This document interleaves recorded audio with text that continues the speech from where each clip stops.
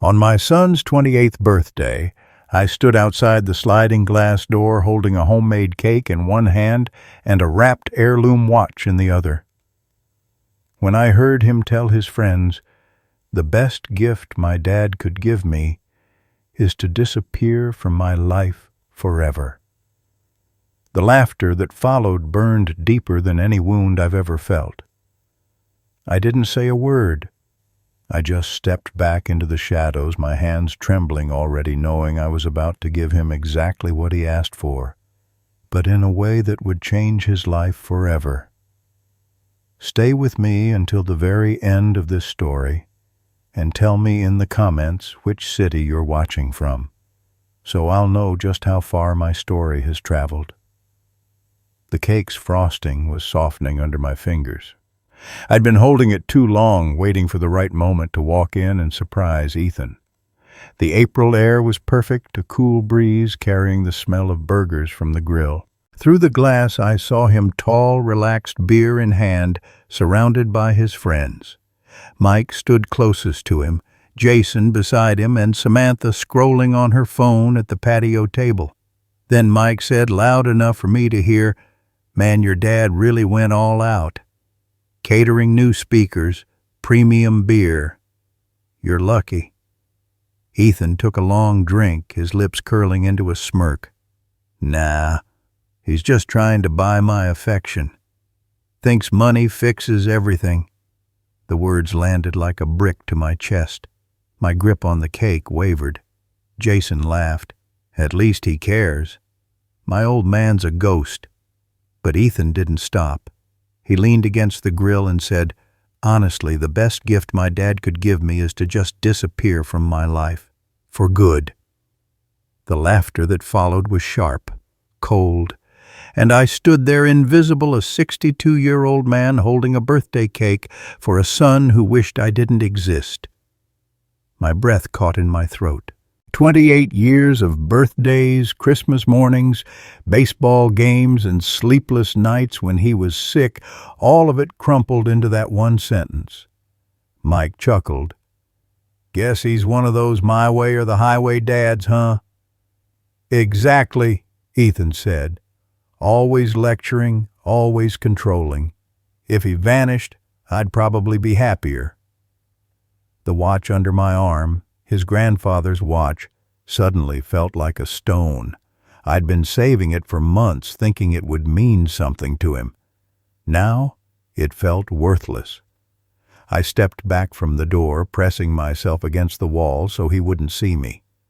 Samantha spoke without looking up from her phone. "You could always move out, you know." "With what money?" Ethan scoffed. "He controls everything. Acts like I'm still 12.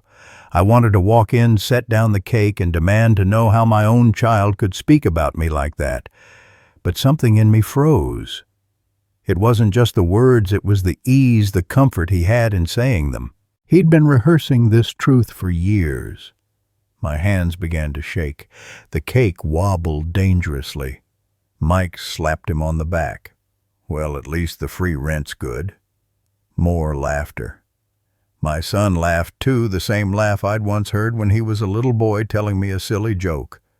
Only now it was twisted, mocking. I backed away from the door and walked into the kitchen. The balloons I'd hung this morning swayed gently in the draft. The wrapped presents sat on the dining table. I set the cake on the counter and stared at it for a long moment. My reflection in the microwave's glass looked hollow. That was when I realized this wasn't about hurt feelings anymore. It was about respect and the fact that mine was gone. I thought about the mortgage I paid, the utilities, the insurance, the groceries, the car Ethan drove without asking. Every bill, every expense mine, and he stood in my backyard wishing me gone. Fine. If Ethan wanted me out of his life, maybe it was time to give him exactly that, but not as a defeated father slinking away. I'd give him a gift he'd never forget. 10 minutes later, I walked out to the patio. No cake, no gift, just me. "Ethan," I said, my voice cutting through the chatter. "We need to talk privately. He didn't move. "What?" "After everything I've done for you." "Nobody asked you to," he cut in, raising his beer for a sip. "You chose to support me. Doesn't mean I owe you." Mike nodded. "Parents choose to have kids. It's not a debt." I looked around at the crowd, my crowd in my backyard. People I paid to feed, laughing at me in my own home. "You told them you wanted me gone," I said evenly. "You meant that?" Ethan's lips curled. "Yeah, I meant it. You hover. You control. Find your own life, Dad." Something inside me settled. Not pain this time, something colder. "All right," I said, stepping back. "You'll get exactly what you want." He laughed, not knowing that before this night was over, he'd be in the back of a police car. And by the time he got out, the life he knew would be gone forever. I didn't go back inside right away. I lingered near the edge of the patio, feeling the barbecue smoke cling to my shirt, as if it wanted to follow me back into the house. Ethan had already turned back to his friends, dismissing me like I was a noise from the street he didn't care to investigate. Laughter bubbled up again as though nothing had just happened, but I heard my own heartbeat over it, steady, deliberate, like it was counting down to something. I walked toward the DJ table where the rented sound system sat, lights pulsing in time with the music. My fingers curled around the microphone. The weight of it felt different, like the moment I spoke into it, something irreversible would happen. I slid the volume control down until the music died.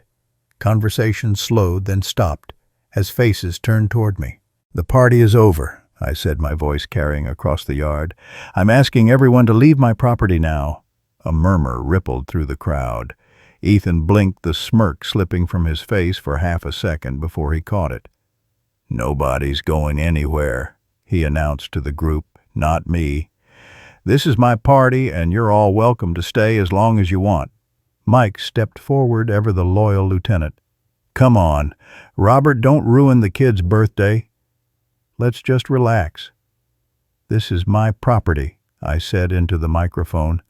"I pay for everything here, and I decide when it's over." Jason laughed, shaking his head. "Man, you're making a scene. Just chill out." I set the microphone down, my decision solidifying. "You have 5 minutes to leave voluntarily or I call the police." That got a real reaction. A few guests exchanged uneasy glances, but most looked to Ethan like he was the one with the authority. "Dad, stop embarrassing yourself," he said, his voice pitched to sound reasonable to the crowd. "These are my friends. They're not hurting anything." "You told them you wanted me gone," I said, looking straight at him. "That starts now." His jaw tightened. "You wouldn't actually call the cops on your own son's birthday." I didn't blink. "Watch me." I walked back inside and picked up the phone. My voice was calm when I spoke to the dispatcher, giving my address, explaining that I was the homeowner, that I had asked people to leave, and they refused. When I hung up, I stood by the sliding door, watching through the glass as the first red and blue flashes painted the yard. The moment the side gate opened and 2 uniformed officers stepped in, the mood shifted. Conversation sputtered, hands stilled around bottles and plates. Officer Miller led his partner, Officer Grant, scanning the crowd with professional detachment. "Who called?" Miller asked, his voice firm but even. "I did," I said, stepping forward. "These people were asked to leave my property and refused." Miller nodded once. "Do you own the property, sir?" I handed him my driver's license and the property tax statement I'd pulled from the file drawer while waiting for them to arrive. He glanced over it, then gave a subtle signal to Grant. She raised her voice so everyone could hear. "This is private property. The owner has asked you to leave. If you remain, you are trespassing." That made the fence-sitters move. Several people headed straight for the gate, mumbling excuses, but Ethan's inner circle stayed rooted. Mike and Jason flanking him. Samantha, standing a little behind with her phone clutched like it could shield her from reality. "This is ridiculous," Ethan said, gesturing around him. "It's my birthday. My dad's just being vindictive." Sir Miller replied evenly, "Family disputes don't change property law. The legal owner decides who can be here." I watched his confidence falter for the first time, but pride kept him planted. "I live here," he said. "This is my home, too. You live here by my permission," I said quietly. "Permission? I'm withdrawing." Grant's tone sharpened. "You've been ordered to leave. If you don't, you can be arrested for trespassing." Ethan laughed, but it was thin now. "You can't arrest me for being in my own house." "You don't own this property," Miller said, hand resting near the cuffs on his belt. "Last chance to walk away." Not leaving Ethan snapped. I'd imagined this moment so many times in my head, me standing firm, him finally hitting a wall he couldn't climb over. But watching it actually happen, watching the officers turn him around and lock the cuffs in place, hearing the click of steel on wrists that had never done a day's real work, it was more than I'd prepared for. "Are you serious, Dad?" he demanded as Miller guided him toward the gate. "You think you've won something? You've just made the biggest mistake of your life." I met his glare with steady eyes. "We'll see." They loaded him into the back of the patrol car. Samantha gasped dramatically. Mike and Jason stood frozen, stripped of their roles without Ethan to follow. The engine started. The lights flashed once more, and the car pulled away, taking him into the night. The yard felt emptier immediately. A few stragglers shuffled toward the exit, muttering about how crazy that had been. The catering tray sat half-finished on the table's drinks, sweating in the cool air. The decorations I'd hung this morning looked cheap, now limp under the patio lights. When the gate clicked shut for the last time, I stood in the silence. My heart was still beating fast, but not from fear. This was the first moment in years I'd felt something close to control. And in that quiet, a thought crystallized sharp and final: he wanted me gone. And that was exactly what I was going to give him. But when he came back, it wouldn't just be me missing. It would be everything he'd ever taken for granted. The patrol car's taillights had barely faded when I closed the sliding door and leaned against it, the cool glass at my back. The kitchen smelled faintly of smoke from the grill outside, mixed with the sweetness of the cake I'd abandoned on the counter. My hands were steady now. No more shaking. The noise was gone, but my mind was alive, running through numbers, timeline steps. If Ethan was going to learn what life without me looked like, it had to be done right. Clean. Permanent. I poured myself a glass of water and sat at the kitchen table, the same spot where I'd taught him to do his math homework when he was 8, where I'd listened to him talk about baseball tryouts and high school crushes. Those memories tried to soften me, but I didn't let them. He'd stood in my backyard and told his friends the best gift I could give him was to disappear. That wasn't a slip of the tongue. It was truth. And he'd meant every word. The next morning, I called the county clerk's office to confirm what I already knew: 14 days in county jail. Release date April 29th, 9 a.m. That gave me exactly 2 weeks to dismantle the world he thought was permanent. I started with the finances, pulling folders from the cabinet in my study. I calculated the cost of keeping him under my roof: rent, value, utilities, food insurance, maintenance. Every line item felt like evidence in a case I was building against my own weakness. $50,000 a year, and for what public mockery in my own backyard. By noon, I was on the phone with Michelle, the real estate agent, who had sold a neighbor's house last spring in less than a week. Her voice was sharp, professional, efficient. "Mr. Whitaker, you mentioned selling quickly. How soon are we talking?" "As soon as possible," I said. "Full cash offer if we can get it." She asked a few more questions, sensing there was more to the story, but too polite to pry. "If we list at the right price with the right staging, I can have serious buyers by the weekend. That's exactly what I want. And if you close in 7 days, I'll add a $5,000 bonus to your commission." There was a pause, then a subtle shift in her tone. "You'll have my full attention, Mr. Whitaker." That afternoon she walked through the house taking notes, pointing out features, snapping photographs. I followed her from room to room, seeing every space through the eyes of a stranger for the first time in years. The hardwood floors I'd refinished last winter gleamed in the sunlight.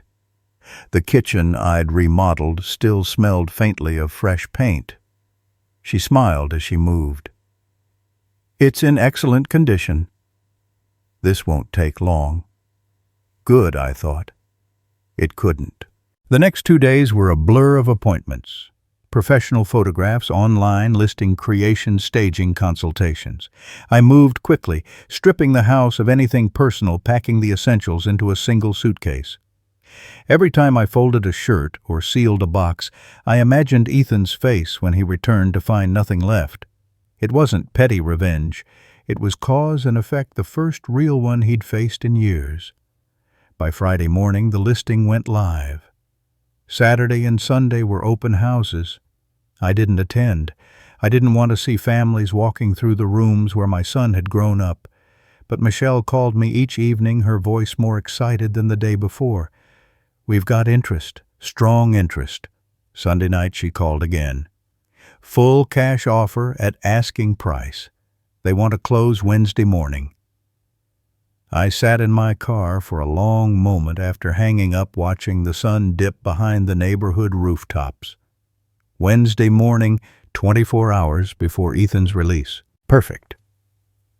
On Tuesday evening, I walked next door to Frank's house. He'd been my neighbor for 15 years, a good man who minded his own business but always offered help when needed.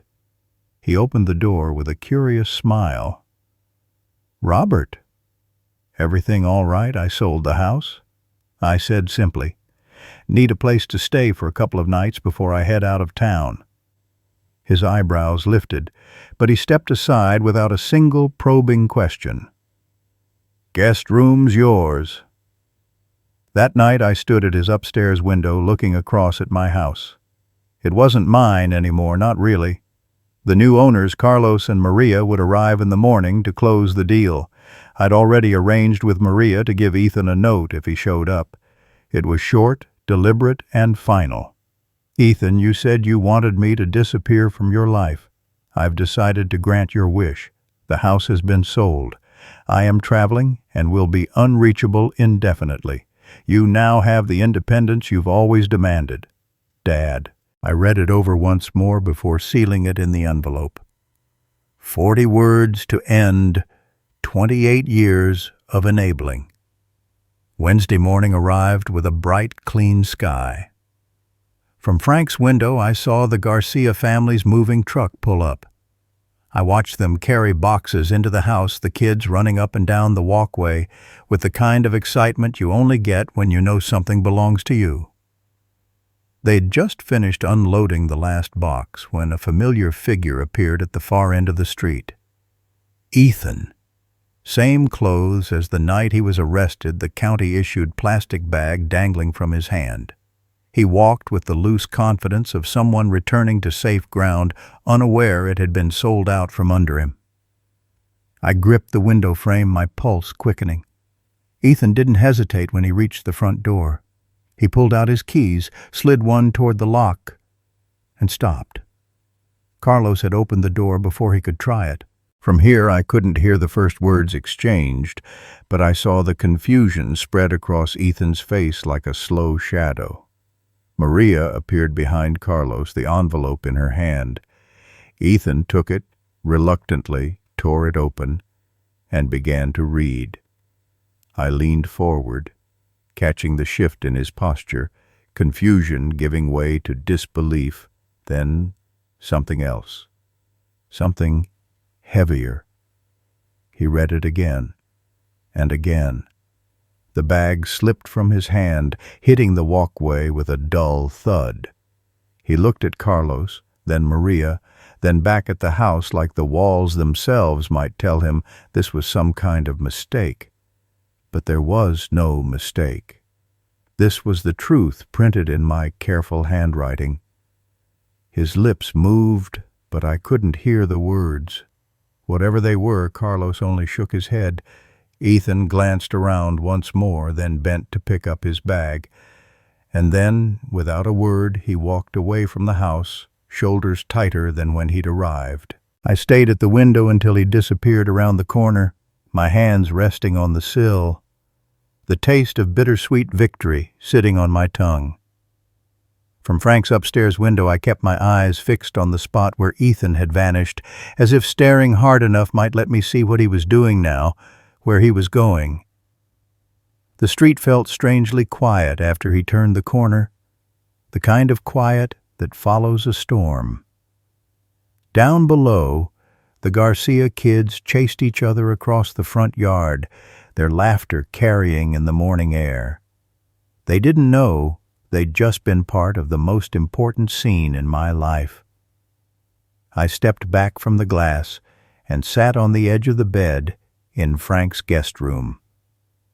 My chest felt tight, but not from regret, more from the weight of finality settling in. This was it. No undoing, no softening later. Ethan had the independence he'd claimed to want, and I had my freedom. I thought about how quickly he'd read the note, the way his face had shifted from arrogance to disbelief. For years he'd thrown words around like weapons, convinced they'd never come back to him. Today they had.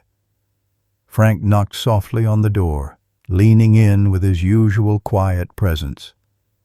"Everything all right over here?" I nodded, though my voice came out lower than I expected. "It's done." He didn't ask for details, he didn't need them. "Coffee's on the table when you're ready." I went downstairs, the smell of fresh coffee cutting through the strange heaviness in my chest. Frank poured me a cup, sliding it across the counter. "Saw your boy out there. Didn't look too happy." "He's not," I said, taking a sip. "But sometimes unhappiness is the start of growing up." Frank gave me a slow nod, his eyes telling me he understood more than he said. He didn't press, and I was grateful for that. I didn't have the energy to explain years of resentment and enabling in a single morning conversation. The rest of the day passed in a haze. I helped Frank with a few things around his yard, anything to keep my hands busy. Every so often I'd catch myself glancing down the street, half expecting Ethan to come storming back demanding answers. But he didn't. By evening, I sat with Frank in his living room, the TV flickering silently while the hum of the refrigerator filled the background. I kept replaying the image of Ethan standing in front of the house, holding that envelope like it was the last thing tethering him to the life he knew. "You did what you had to do," Frank said at one point, almost reading my thoughts. "I know," I replied, staring into my coffee. "But watching him, it's different than planning it." That night I couldn't sleep. I kept thinking about where he might have gone. Did he have a friend to stay with? Enough cash in his pocket for a meal? The cold reality was that I'd prepared for every step of this plan except for the part where I still cared. The next morning I packed my suitcase into my car. Frank stood on the porch, mug in hand, as I thanked him for letting me stay. "You sure you're ready to go?" he asked. "I've been ready for years," I said. "I just didn't know it." He clasped my hand in a firm shake. "Take care of yourself, Robert." I pulled out of his driveway, the morning sun warm against the windshield. I didn't drive past the house. I didn't need to. It wasn't mine anymore, and lingering there would be like picking at a wound that was finally starting to heal. The highway opened up in front of me each mile, pulling me farther from the street where I'd built my life and eventually dismantled it. With the sale closed, my account held the kind of security I hadn't felt in years, money unspoken for untethered to anyone else's needs. But even as the road stretched wide, my thoughts circled back to Ethan. I imagined him waking up somewhere unfamiliar without the safety net he'd always counted on. I imagined the moment he realized there was no key, no room, no refrigerator stocked with food he didn't pay for. By the third hour of driving, I pulled into a small roadside diner. The smell of frying bacon and fresh coffee hit me as I stepped inside. A waitress with tired eyes but a warm smile greeted me. "Just you today. Just me," I said, sliding into a booth. She poured my coffee without asking. "Where you headed?" "Somewhere new," I replied, and left it at that. While I ate, I watched families and couples at the other tables. I wondered how many of those kids would grow up thinking their parents' sacrifices were an obligation, not a choice. How many fathers like me would one day sit alone in a diner, feeling both liberated and haunted by the same decision. Back on the road, the thought stayed with me. I'd given Ethan exactly what he said he wanted. But the truth was I'd also given myself what I needed: space, quiet, the chance to start over. I didn't know where I'd settle yet.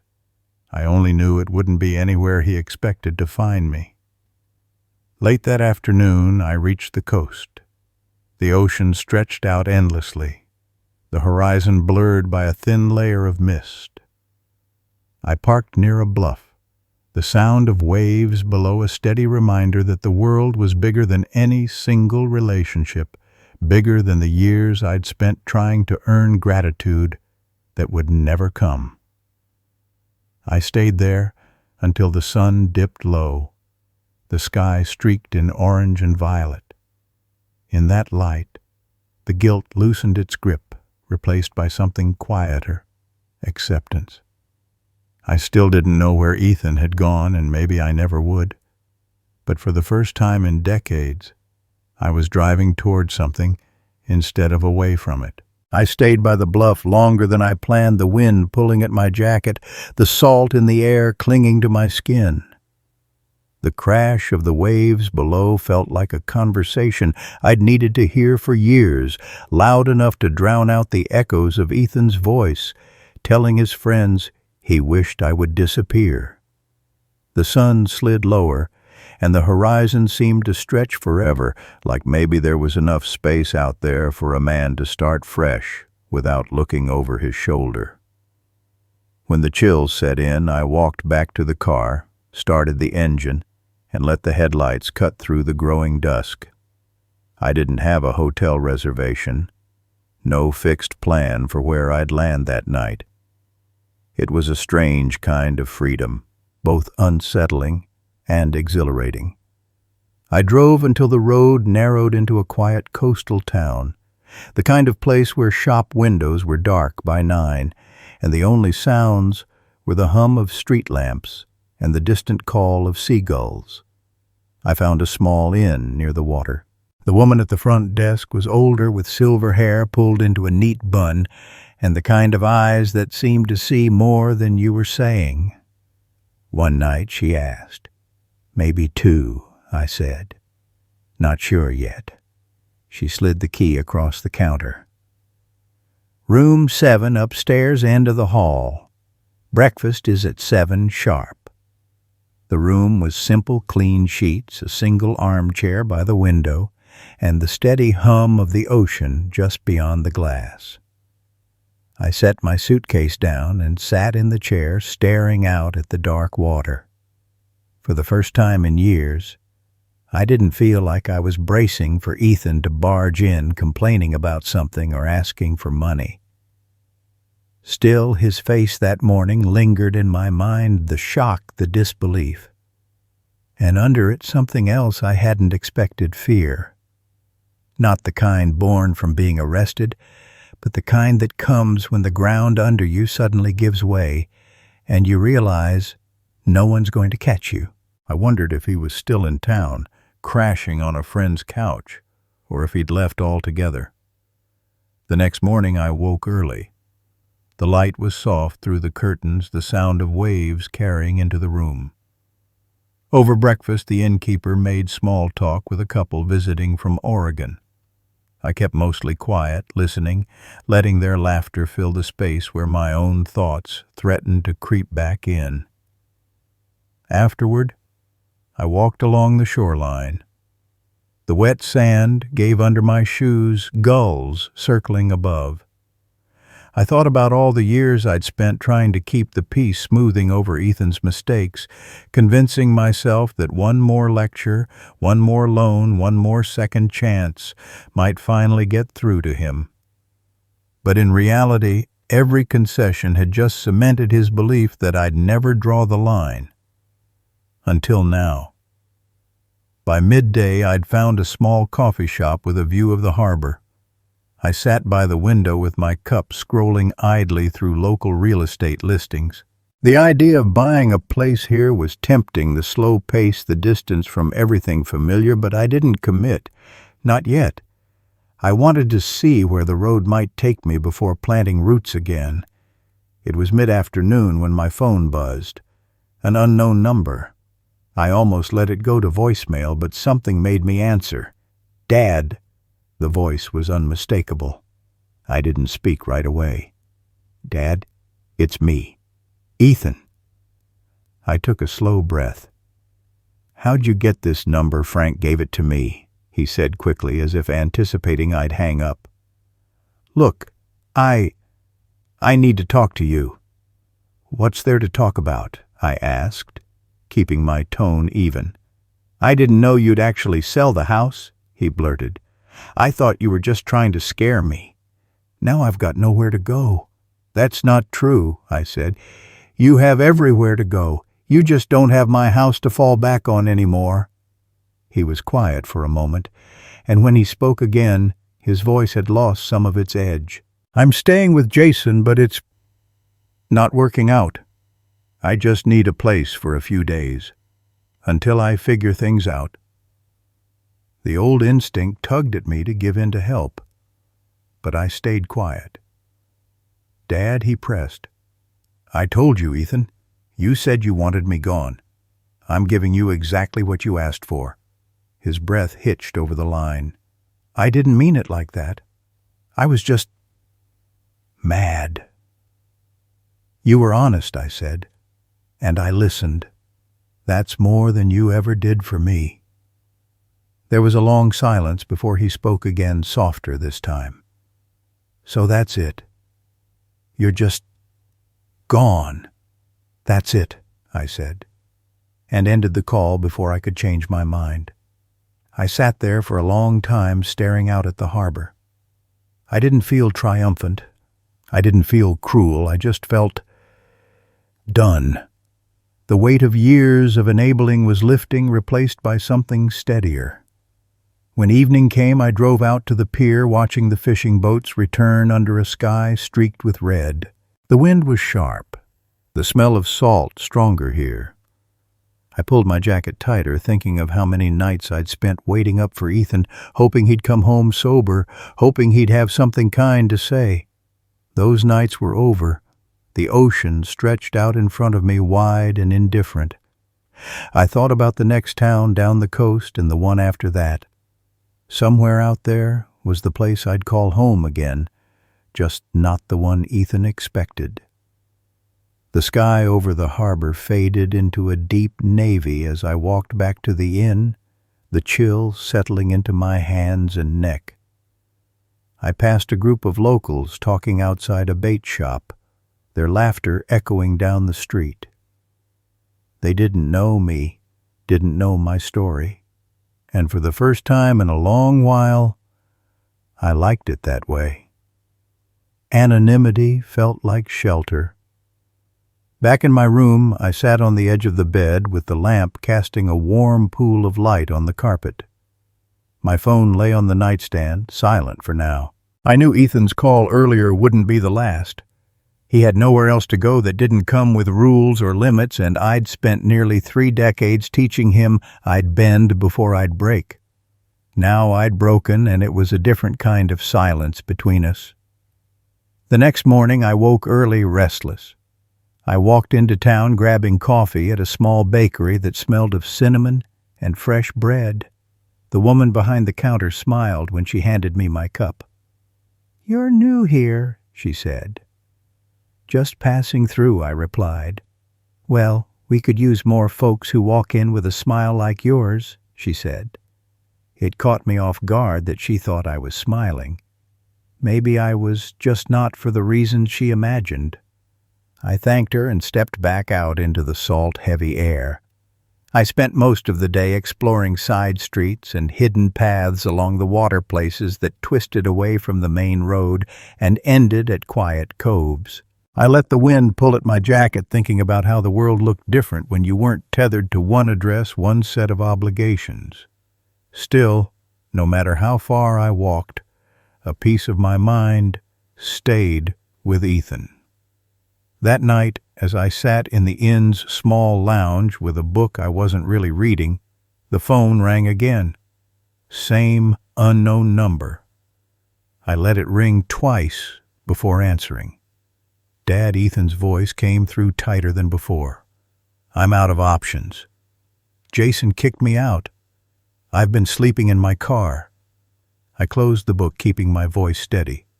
"You have a car now? Didn't know you'd gotten it back." "It's the old Honda," he said quickly. "Barely runs, but it's something." He hesitated. "Look, I know I screwed up. I know I said things I shouldn't have." I leaned back in the chair, listening to the hum of the lobby fridge. "You said exactly what you meant." And I listened.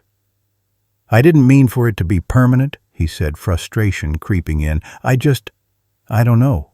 I was mad and drunk and trying to look tough in front of my friends. And now I asked. Now I'm cold hungry and wondering why I thought I could handle everything on my own. I almost let that crack in his voice soften me. Almost. "Ethan, there's a difference between wanting space and wanting to be rescued after the consequences hit. You're not calling because you miss me. You're calling because you miss what I gave you. That's not fair," he shot back. But there wasn't much strength in it.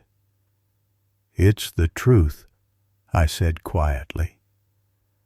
There was a long pause, and then a sigh, heavy enough to feel through the line. "So what you're just done with me?" "I'm done enabling you," I corrected. "That's different. You're an adult. You figure out your own roof, your own meals, your own life." He didn't answer right away, and I could almost hear the gears turning, the reality setting in. "Guess I shouldn't have said what I did," he muttered finally. "That's something you'll have to live with," I said, and ended the call before the conversation could loop back into pleading.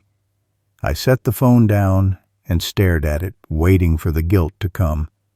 It didn't, not the old, heavy guilt that used to make me second-guess every boundary I tried to set. What I felt instead was a strange blend of sadness and relief, like finally exhaling after holding my breath for years. The next morning I checked out of the inn and drove south along the coast. The road curved above cliffs where waves smashed against the rocks and sunlight flashed off the water in blinding streaks. I stopped in a small town with a weathered pier and a diner that smelled of frying onions. Inside, a man about my age sat alone at the counter. When I slid onto the stool next to him, he glanced over and nodded. "Passing through," "Something like that," I said. He chuckled. "That's how it starts. You stop in a place like this for coffee. Next thing you know, you're staying a year." We talked for a while about nothing in particular. Fishing the price of gas the way the ocean changes color depending on the light. It felt good to have a conversation with no history attached, no tension lurking underneath. When I stepped back outside, the air was crisp and clean. I walked to the end of the pier, watching gulls dive for scraps, thinking about the road ahead. There was no map, no deadline, and for once, no one waiting for me to come home. I knew Ethan would call again. Maybe he'd be angrier next time, maybe he'd try a softer approach.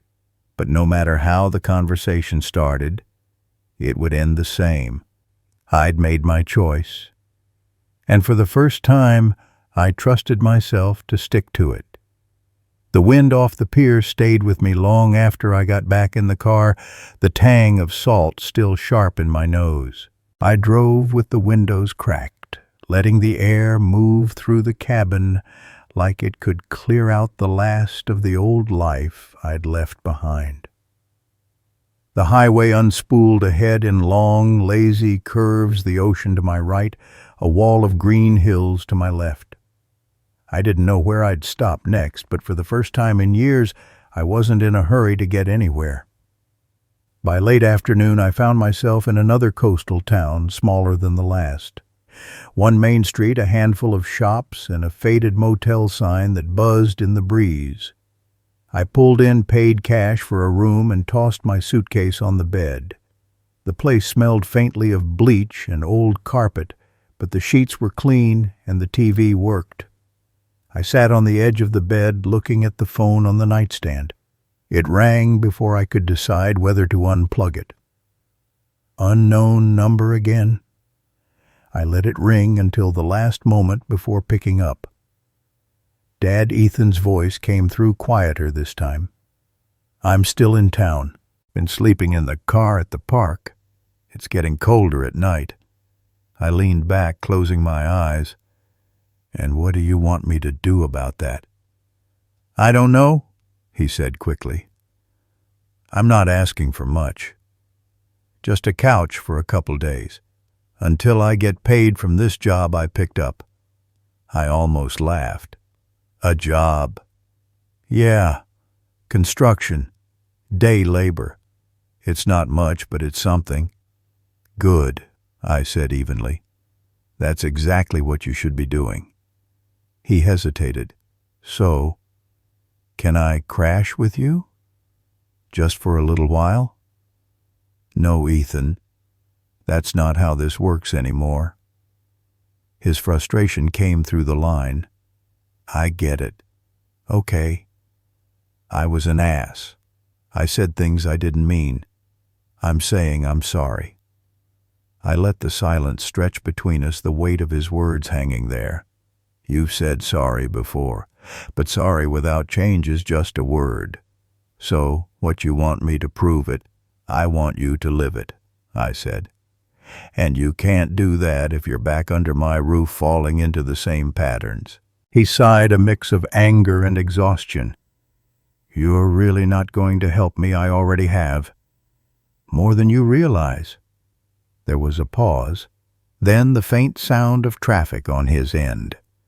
"I guess I'll figure it out," he muttered, and the line went dead. I sat there staring at the phone, the old reflex to chase after him twitching in my chest. But I didn't move. I'd spent years cleaning up after him, making sure he never had to feel the full weight of his own choices. Now, for the first time, he was carrying it alone. That evening I walked down to the local diner. The waitress, a woman with kind eyes and a tired smile, led me to a booth by the window.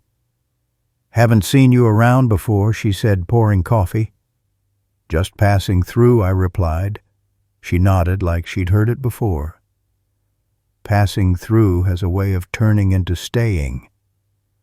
I thought about that as I ate, watching the street outside grow darker. Maybe I would stay somewhere like this for a while.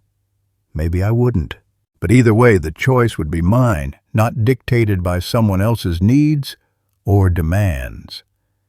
After dinner, I walked back to the motel, the air cool and still. The phone didn't ring again that night, but I knew it would. Ethan wasn't the kind to let go easily, not of me, not of the life he'd lost. I lay in bed listening to the hum of the old air conditioner, thinking about how many more calls it might take before he understood this wasn't a phase. In the morning, I packed up and left town, the road pulling me farther south. I stopped at scenic turnouts, watched surfers bob in the water, waiting for the next wave, bought coffee from roadside shacks. The simplicity of it felt like oxygen. No calendar, no arguments, no raised voices echoing through the house. Around noon, I pulled into a gas station, filling up the tank. As I walked inside to pay, my phone buzzed again. I didn't recognize the number, but I knew. "Dad," he said when I answered. His voice was flatter now, like the fight had drained out of him. "I got fired. Didn't even make it to payday." "What happened?" I asked, though part of me already knew. They said I was late too many times. "And," I mouthed off to the foreman. I exhaled slowly, leaning against the counter.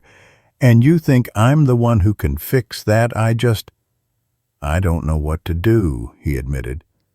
"Everything's gone to hell since you left. That's because you were leaning on me instead of standing on your own," I said. He was quiet for a long moment. "I don't know if I can do this without you." "Yes, you can," I said firmly. "You just don't want to." The silence on the other end was heavier this time. When he finally spoke, his voice was almost a whisper. "Guess I'll have to figure it out." "That's what grown men do," I said, and hung up. I slipped the phone back into my pocket and walked out into the sunlight.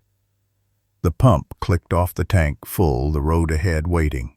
For the first time in years, I felt like I was exactly where I was supposed to be. I left the gas station with the phone still warm in my pocket, his voice lingering in my ears. That last call had sounded different. Not the bluster I was used to, not the sharp edge of defiance, but something closer to resignation. I'd heard him tired before, but this was the first time I'd heard him stripped of the idea that I would always come to the rescue. The road stretched ahead in a long, empty ribbon, and I let the miles pass without thinking about where they would end. By late afternoon, the coastline bent inward, and the highway narrowed until I was threading through a town small enough that the welcome sign looked like it hadn't been painted since the '80s. I spotted a weathered boarding house with a rooms available sign hanging crooked in the window. The woman at the desk was wiry and brisk, her eyes sharp, but not unkind. "Just you?" she asked. "Just me," I said. "Cash or card?" "Cash," I answered, counting out the bills. She slid a brass key across the desk. "Room 3, end of the hall." Quiet after 9. The room was sparse but neat. A narrow bed, a small dresser, a window that opened onto a side alley where ivy had climbed halfway up the brick wall. I dropped my suitcase and sat on the bed, listening to the muted sounds of the street outside. It wasn't the kind of place you stayed long, but it would do. An hour later, the phone rang again. Same unknown number. I stared at it, thumb hovering over the answer button before I finally swiped. Dad Ethan's voice was low, almost careful. I'm sorry for calling so much. I know you don't want to hear from me." "That's not the problem," I said. "The problem is you're not calling to talk, you're calling to ask." "I'm not asking for money," he said quickly. I wanted to hear your voice." I leaned back against the headboard. "Why?" Because he hesitated. "I don't really have anyone else right now." The words hung there quiet, but heavy. "That's not new, Ethan. The difference is now you feel it." "I know I messed up," he said, his voice fraying at the edges. "I didn't mean half the stuff I said that night." "You meant enough of it," I replied, "and the rest you said because you knew it would cut deep." That's the part that sticks. He went silent for a moment, then asked, "So, what now?" "What now is you figure out how to live without leaning on me," I said. "That's the only way this changes." There was a long pause before he answered. "I don't know if I can." "You can," I said quietly, "but you'll have to want it more than you want the easy way." The line went quiet again. I could hear him breathing steady but heavier than before, like he was swallowing words he didn't want to say. "I'll try," he said finally. "That's all you can do," I replied, and ended the call before the silence turned into another plea. I set the phone down and stared at the ceiling. Part of me wanted to believe him, to think that maybe this was the moment something in him shifted. But another part knew how many times I'd been fooled by temporary humility before. Change isn't a single moment, it's what you do after the moment passes. The next day, I walked the narrow streets of the town, past hardware stores with dusty windows and diners where everyone inside seemed to know each other by name. At lunch, I found a small cafe and took a seat by the window. A man about my age was reading a newspaper at the next table, and when the waitress came by, he said, "Put his coffee on my tab. We don't get many new faces around here."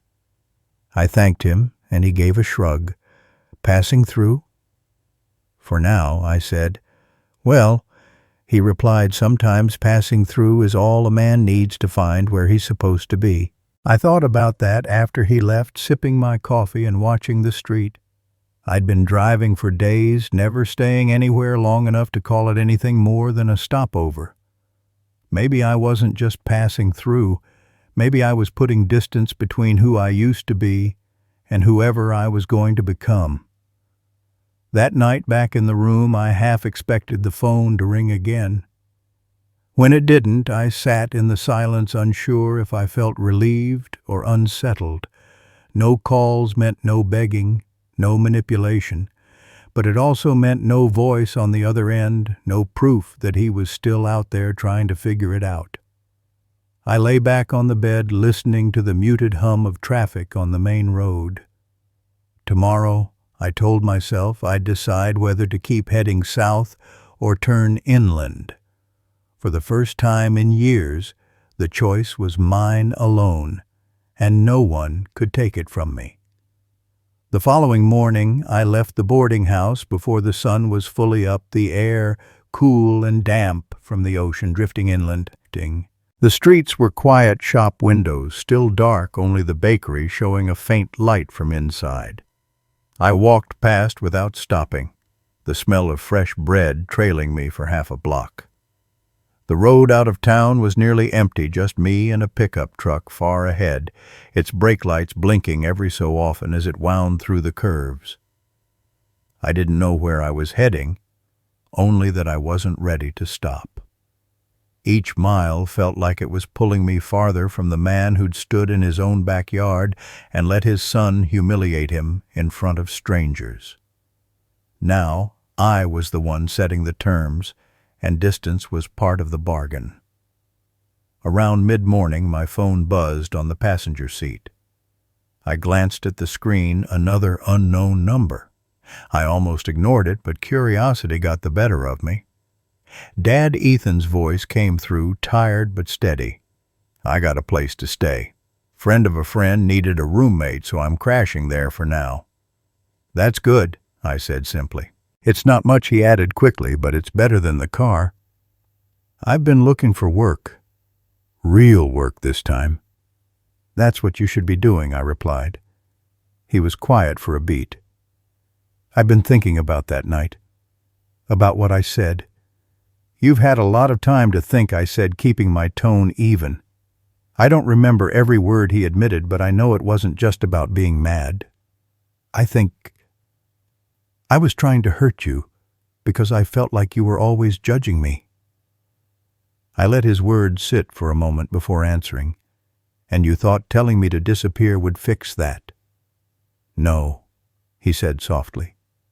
"I thought it would make me feel in control. But it didn't. It just made everything worse. I could hear something in his voice I hadn't heard in years, something that sounded dangerously close to humility. "Ethan," I said, "words have a way of sticking.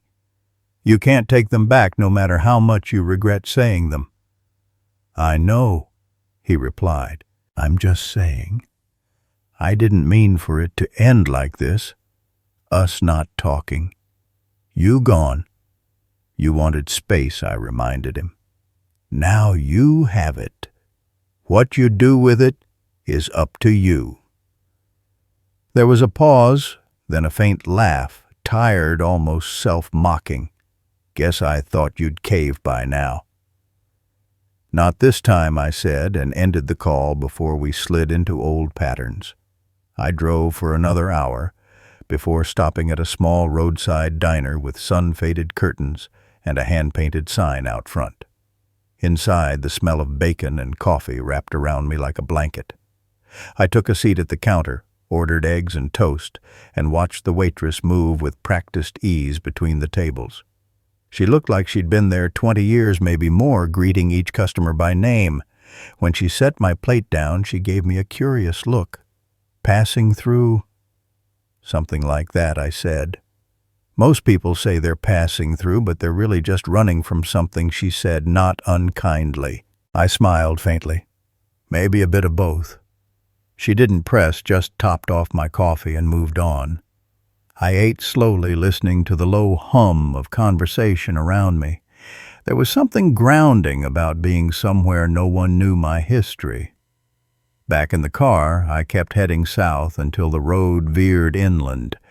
The scenery shifted, rolling hills dotted with cattle, small towns, where the gas station doubled as the grocery store. I stopped for fuel in one of them, stretching my legs as the tank filled. A man in overalls nodded at me from the next pump. "Not from around here," he said. "No," I replied. "Sometimes that's a good thing," he offered, and left it at that. By the time I checked into another motel that night, the sky was already dark. I sat on the bed, the day's miles weighing on me, and picked up the phone. I almost called Ethan just to see if he was keeping his word about looking for work. But I didn't. He needed to figure things out without my voice in his ear. Still, when the phone rang just after 9, I answered on the first ring. "Dad," he said, and I could tell right away he wasn't in a good place. The roommate thing's falling apart. He's talking about kicking me out. Says I'm not pulling my weight. "Are you?" I asked. There was a pause. "Not yet. But I will. I've been adjusting." "Ethan," I said slowly, "life doesn't give you a grace period. You want to stay somewhere, you contribute. That's how it works." I know he muttered. "It's just hard." "Hard isn't an excuse," I told him. "It's a fact. You either work through it or you don't. And if you don't, you live with the consequences."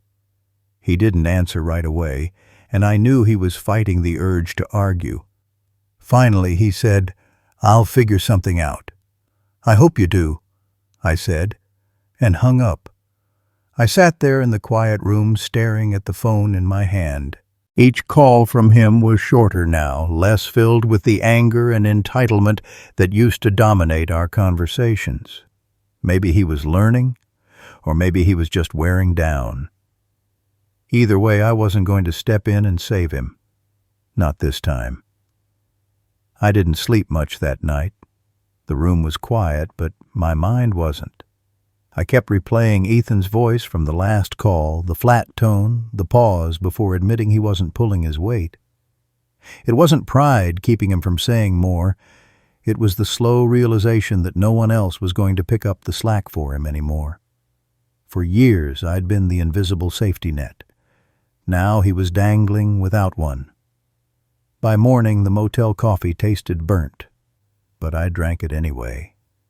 The sky was low and gray, promising rain. I packed my bag, checked out, and drove on the wipers, squeaking against a windshield that didn't really need them yet. The highway felt longer under that sky, the colors muted, as if the world itself had turned the volume down. By midday, my phone buzzed again. Unknown number. I knew it would be him before I picked up. "Dad," he said, his voice quieter than before. "I'm out. The roommate told me to be gone by noon. I've got my stuff in the car again." "What happened?" I asked, though I already knew the answer. "I didn't contribute enough." He said I was just taking up space. There was no anger in his tone, just a kind of dull acceptance. "That's what happens," I said. "If you want to stay somewhere, you earn your place." "I get it," he replied. I don't know where to go now." I kept my eyes on the road, letting a long silence stretch between us. "You'll figure it out," I said finally. "I'm trying," he said. And for the first time in a long while, I believed he might actually mean it. It's just hard to think straight when you're tired and your back hurts from sleeping in a seat. That's life when you burn bridges, Ethan. There was a faint sound like he was about to speak, but then he stopped. "All right," he said finally, and the line went dead. I drove another hour before stopping in a larger town with a proper hotel. The lobby smelled faintly of lemon polish, the kind of place where they fold the towels into neat rectangles. As I checked in, I caught my reflection in the glass door. Older, maybe a little harder around the eyes, but lighter somehow. I was carrying less now, even if some of that weight had been my own son. After dropping my bag in the room, I walked through the downtown strip, the rain starting in a light mist. I ducked into a bookstore, running my fingers along the spines, without any intention of buying. The quiet there felt good. I thought about how months ago I wouldn't have been able to enjoy something as small as this without wondering if Ethan needed something money, a ride, a bailout from whatever trouble he'd found. Now I could stand in a bookstore and think only about whether I wanted to read tonight. Back at the hotel, I turned on the small lamp by the bed, poured a drink from the bar downstairs, and let the quiet settle in. I almost didn't hear the phone at first. "Dad," he said when I answered, his voice low. "I got a lead on a job. Warehouse work. Starts early, pays daily. I'm going to try it tomorrow." "That's good," I said. "I don't have much gas left," he admitted, "but I think I can make it there." I could hear it. He wasn't asking, not outright, but the space between his words left room for me to offer. "You'll manage," I said. "If the job's worth it, you'll find a way." He was quiet for a long time before saying, "I get it now. All those years I thought you just liked controlling me, but maybe you were just holding me up because you knew I wasn't ready. Maybe I said. But there comes a point where holding someone up just keeps them from standing on their own." "Yeah," he murmured. "I guess I'm there now." We didn't speak for another few seconds, and then he said, "Thanks for not making this easy." That stopped me.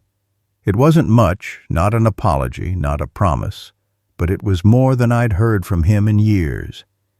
"You figure it out, Ethan," I said. "I will," he replied, and this time I almost believed it.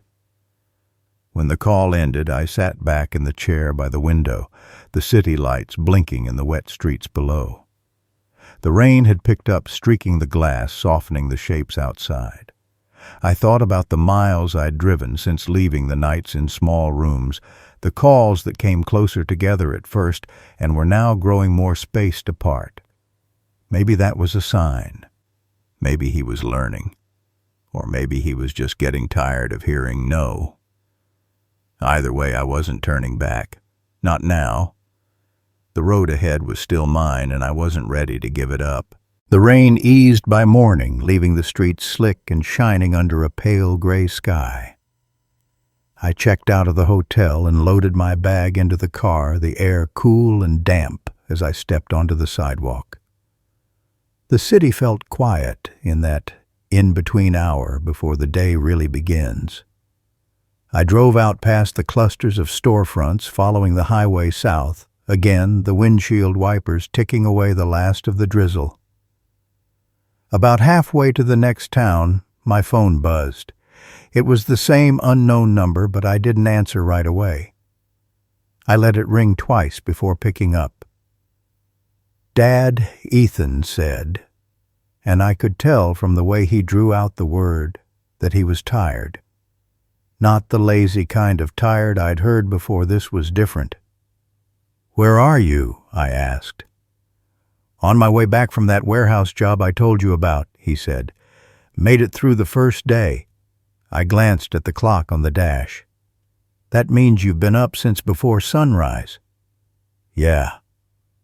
And my back's killing me." There was a pause, and then almost sheepishly, "But I think I can keep it up. They said if I show up on time all week, they might make it permanent." "That's how it works," I said. "You put in the time, you get the reward." "I didn't realize how fast a day goes when you're actually working," he admitted.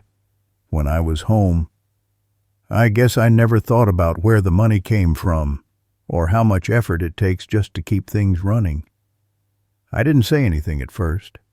I wanted to give him room to keep talking. "It's not easy," he went on, "but it feels different. Like I'm actually doing something that matters, even if it's just stacking boxes." "That's because you're earning it," I said quietly. "There's a weight to that." He gave a short laugh. "Guess I needed to lose everything before I figured that out." "Some lessons don't come any other way," I replied. We talked for a few more minutes, mostly about the job, and then he said he needed to rest before the next shift. When the call ended, I felt something I hadn't in a long time, a flicker of cautious hope. I stopped for gas in a small town where the station doubled as a hardware store. The man behind the counter nodded when I came in. "On the road a while?"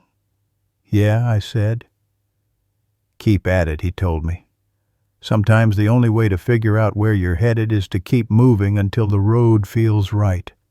I carried his words with me as I drove on. By late afternoon, I reached a quiet stretch of coast where the cliffs dropped sharply into the sea. I pulled over at a turnout, got out, and stood at the edge watching the waves slam into the rocks below. The wind was strong enough to make my jacket flap against my sides, the salt in the air stinging my face. I thought about the man I'd been before all this started, the one who thought giving more would eventually be enough. Standing there, I realized how much of myself I'd buried under the weight of someone else's comfort. Now the air felt clearer, my thoughts sharper. That evening I found a modest inn on the outskirts of a fishing village. The place was nearly empty, and the owner handed me a key without fuss. The room overlooked the harbor, where a few boats bobbed in the dark water under the glow of a single street lamp. I sat by the window for a long time, the quiet broken only by the faint creak of ropes against the docks. Just after 9, my phone rang again. "Dad," Ethan said. His voice was steady, almost businesslike. "I made it through the second day, and I was early this time." "That's progress," I said. "I even stayed a little late to help close up." The manager noticed. I smiled faintly, though he couldn't see it. "That's how you build trust. You show them they can count on you." "I'm starting to get it," he said. "Why you were always on me about being responsible. It's not just about rules. It's about making sure you can stand on your own." I leaned back in the chair, letting the weight of that sink in. Exactly. He was quiet for a moment, and then, in a voice barely above a whisper, I'm sorry, Dad, for all of it, for the way I talked to you, for not appreciating what you did. I don't know if I can make it right, but I want to try." The words hit me harder than I expected. For years I'd imagined hearing them, but never believed I actually would. "Trying is a start," I said. "Just remember, it's not about making it up to me. It's about becoming the man you're supposed to be." "I understand," he said, and for once I believed he might. After we hung up, I sat in the quiet room for a long time, listening to the wind outside. Something was shifting, not just in him, but in me. For the first time, I wasn't carrying the burden alone. He was starting to take some of it piece by piece, and maybe that was how real change began. The harbor was quiet the next morning, the water calm enough to reflect the faint blush of sunrise. I sat by the window with a mug of coffee, watching a lone fisherman untie his boat from the dock. The world felt still in that moment, like the day hadn't quite decided what it was going to be yet. My phone lay on the table beside me, silent. I finished my coffee, packed my bag, and checked out of the inn. The road away from the village wound along the coast before turning inland, where the trees closed in and the light broke through in dappled patches. I drove without music, letting the hum of the tires and the rhythm of the road fill the space. It wasn't until mid-morning that the phone rang. I glanced at the screen, same unknown number, and answered. Dad Ethan said, his voice carrying a tired kind of pride. I made it through the whole week, every shift, on time, even stayed late yesterday. I gripped the steering wheel a little tighter. That's good, Ethan. They offered me the job full-time, benefits and everything. I signed the papers this morning. For a moment I didn't say anything. I just let the words sink in. Sounds like you've earned it. I think I finally get what you've been trying to tell me all these years, he said, about standing on my own, about not waiting for someone else to fix things. That's a lesson worth learning, I replied, but remember, it only sticks if you keep living it. I know, he said quickly. Then after a pause, I'm not asking for anything, but I'd like to see you when you're ready. The road curved sharply and I slowed the car, keeping my eyes ahead. That's not something we rush. You keep doing what you're doing. Show me it's not just for a week or a month. I will, he said, and for the first time in years I believed he meant it. We ended the call on that note. No begging, no tension, just a quiet understanding. I stopped in a small town for lunch, taking a seat at a table near the window. People moved in and out, greeting each other by name, and for the first time in a long while, I felt no urge to explain where I'd been or where I was going. I was exactly where I needed to be, in motion, but not running. That evening, I checked into another modest hotel, this one with a view of rolling hills instead of water. I opened the window and let the night air in, carrying the faint scent of grass and wood smoke. Sitting there, I thought about the distance between us, not just the miles, but the space that had grown out of hard choices and harder truths. It struck me that maybe this was what I'd been chasing since I left, not escape, but balance. The kind that comes when you finally stop holding up something that was never meant to rest entirely on your shoulders. Just after 9, the phone buzzed again. Dad Ethan said, I got my first paycheck. It's not much, but it's mine. I smiled to myself. That's worth more than you think. I'm going to use part of it to cover rent early, just so I'm not behind. Feels good, you know. That's how you stay ahead, I said, one step at a time. There was a pause, and then I meant what I said earlier. I want you to be proud of me again. I stared out at the dark hills, their outlines just visible under the moonlight. "Ethan, I've always wanted to be proud of you. The rest was up to you." "I get that now," he said quietly. When the call ended, I didn't feel the heaviness I used to carry after talking to him. Instead, there was something lighter, like the weight had shifted. Maybe this was the beginning of something new, not a clean slate, but a road we could walk without one of us dragging the other. I closed the window, stretched out on the bed, and listened to the distant hum of the highway. Somewhere out there, my son was finally standing on his own, and for the first time in a long while, I didn't feel the need to look over my shoulder to make sure he was still upright.